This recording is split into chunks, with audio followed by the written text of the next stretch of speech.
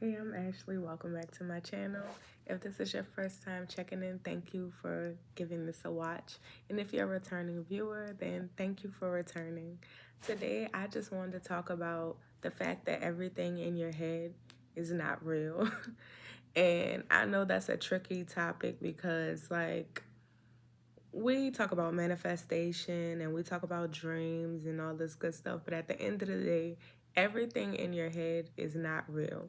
We feed ourselves a lot of narratives in our head, sometimes, most times, not even intentionally.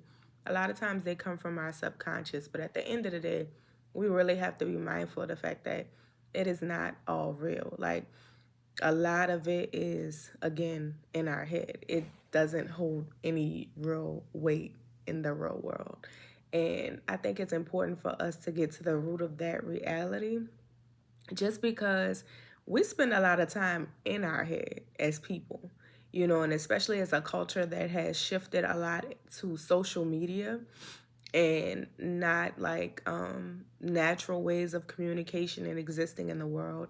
Like, we are in a culture where there's a lot of AI and all that good stuff, a lot of stuff that can really warp your reality. It's important to know that everything that exists in your head is not real. Every thought that you have is not of your own.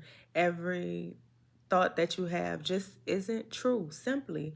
And, I want us to focus on that, especially with the negative thoughts, because a lot of times we just have an ability to speak extremely negatively to ourselves, and it doesn't really help us in any way, shape, or form. If you ever pay attention, the more you talk down to yourself, the more you speak negatively to yourself, the more negative experiences that you welcome. The energy that you have, the power of the tongue, I say that all the time. The power of the tongue is real. So the energy that you possess attached to how you speak to yourself and how you speak about yourself is so important. So I really felt like it was very, very important for me to address the fact that everything that exists in your head is not real. The enemy can plant seeds in your head all the time, and the enemy does do that. That's why they say that an idle mind is the devil's workshop. And I think the way to combat that is to really get some positive words in your head, to really get level with sacred books. I'm not going to always just say the Bible, some form of a sacred book, to really get in alignment with words, beliefs, ideologies that are positive and sent from a divine source, because the enemy has a tricky way of planting seeds in your head. The enemy cannot hear your mind, but he can attack your mind. And when you speak words out of your mouth on this plane, he can hear that. So he can, figure out what your fears, concerns, and worries are based on the things that you speak from your mouth. That's why I always tell people, don't say what you don't want. You give the universe something to play with. Say what you want, speak what you want, because your words have power. So instead of focusing on the outcome that wouldn't be desirable for you, focus on the outcome that would be desirable for you, so you can have a better chance of getting what you want. It really works out better. You are the spellcaster for your life. You know what I'm saying? So know everything in your head is not real, but focus on the things in your head that are in alignment with the good word. Whatever good word that you listen to, whatever good word that you follow. I've made it a habit to really get into my devotionals and buy more devotionals more frequently, so that when I'm having daily reads or I'm just waking up, I'm putting myself in alignment with words that help me connect to God and help me have a better compass on my human experience, on my emotions, because a lot of times we lean on the way of the world to navigate this world. And as I'm going to always say, we are people in the world, but we are not people of the world. So it's not going to be helpful for us to just read self-help books and, look at different podcasts about certain stuff. Nothing's wrong with podcasts and self-help channels and self-help books, because I like those too. I like those a lot. I watch that most of the time. I'm literally a YouTube girl. Like, I only watch YouTube for the most part, to be honest. Like, I don't even watch TV. I watch YouTube as if it was TV. But to stay in alignment with what God wants for you, you have some kind of source of, being in alignment with the holy text so that you can know his way. You know what I'm saying? And get out of your own head and not allow the enemy to overtake your mind and sell you, things that just aren't true. Because a lot of times that's the way you go. And when I say the way you go downhill, just believing things that aren't true about yourself, being sold a narrative in your subconscious that isn't true about you, that makes you feel less than or make you feel like you can't accomplish the things you want to accomplish and so on. That's not true. It will never be true. And that is not something that God would ever lay on your heart. So, in the midst of understanding that everything in your head is not true, pray for discernment. Ask God to help you navigate the thoughts that come up in your mind. Because a lot of times we sit with those thoughts for so long, if we don't do anything with them, they can manifest to something bigger and like something worse. And I don't wish that for anyone. I know what that's like. And it's hard. It's easy to go down the rabbit hole, it's hard to come out of it.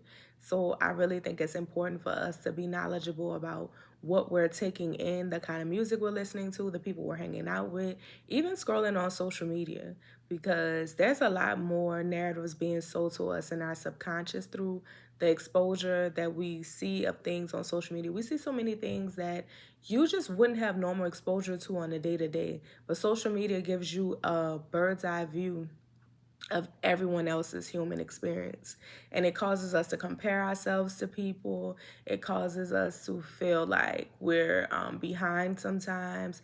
It causes us to think that the life that we're living isn't good enough.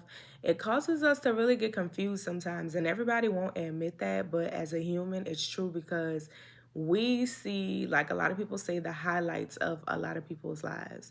Nobody's sharing, for the most part, because some people do share the negative experiences that they're having. And it's not to say that they're entitled to, because I strongly believe that is not the case. I hate when people say little snarly stuff like, oh, they only show, like, why is someone supposed to show you like them breaking down or something? Like, I think that's some kind of egotistical gratification of you wanting to see someone suffer, honestly. Because I'm not here to watch anyone, break down or show their lowest points. I'm always inspired by people sharing hardships in their lives to help someone else, because I know that everybody has a testimony. It's levels to that. And I can appreciate people being vulnerable enough to share those kind of things. But I definitely don't feel entitled to those views of someone's life. Like, a lot of things should be kept sacred, and I can appreciate people, moving in life that way, because I'm definitely like that. I will definitely be private to a certain extent. I realize opening myself up to this kind of platform, I do have to be more open, and I am okay with that. But like, I will definitely always have a level of privacy, because everything does not need to be shared. And that's another thing. God is leading us to shut up. Yes, I'm just going to say it like that. Shut up. Close your mouth. Everything does not need to be expressed. All your curiosities do not have to be explored. And I think a lot of people could save themselves a lot of trouble if they realize all their curiosities do not need to be explored. A lot of times we spend a lot of time investing and chasing things that serve no real purpose for us, just out of curiosity. And tread lightly with taking that advice, because I'm not saying that you can't be curious about like some kind of pursuit career wise or something like that. But you know what I mean when I say all your curiosities do not have to be explored.